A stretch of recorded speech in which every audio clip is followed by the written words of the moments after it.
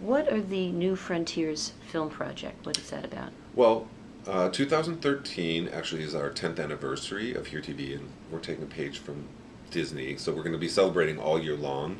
And our first sort of kickoff initiative around the anniversary celebration is a project called the New Frontiers Film Project, where we are, again, going back to one of our core missions, which is to create a space for LGBT filmmakers.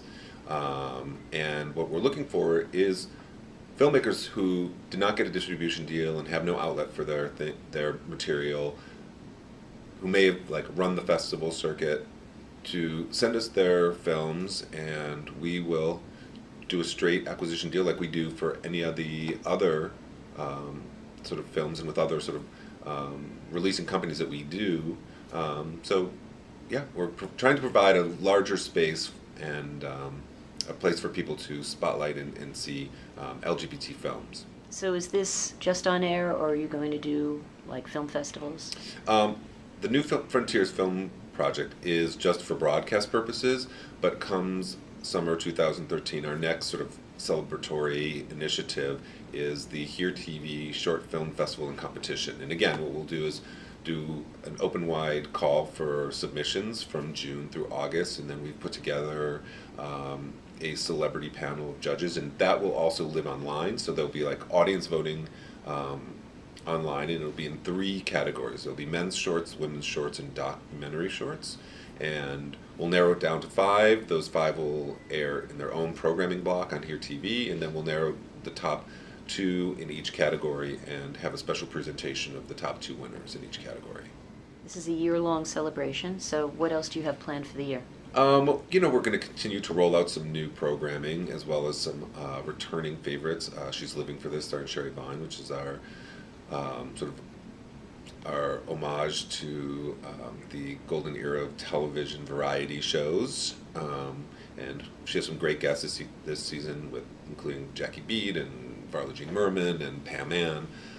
We're also going to continue our sort of docu-style series called Because of an Earlier Incident, which sort of looks closely at the connection between different disciplined artists, whether it's performance and dance and fine art and music, that created a very vibrant downtown New York scene, and what the influence on one another as well as sort of culture at large is. And that's called Because of an Earlier Incident, and we'll continue with that.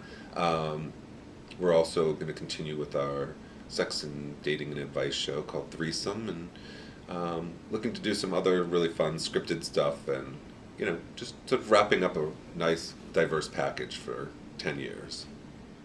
Looking at the media landscape over the next 3 to 5 years, where do you see GLBT programming, media, and community? Well, I see the content being pushed out further and wider than it ever has before, and engaging audiences and users that have never had this much access to LGBT material before, and sort of opening doors like literally around the world that have not been opened before. And if we look at the media landscape in general, print, SVOD, pay services, linear, where do you see it all in the next 3 to 5 years? Well, I think we're living in and moving more towards a digital universe. I mean, I think that we have to prepare ourselves to not look so single-mindedly at where you receive your content. And we are creating content that can live on many platforms in many forms: short format, long format, digital, broadcast. And I think that Paul Collishman, my boss, is really forward thinking in terms of his outlook on media in general, and he has been pushing us to really think that way as well.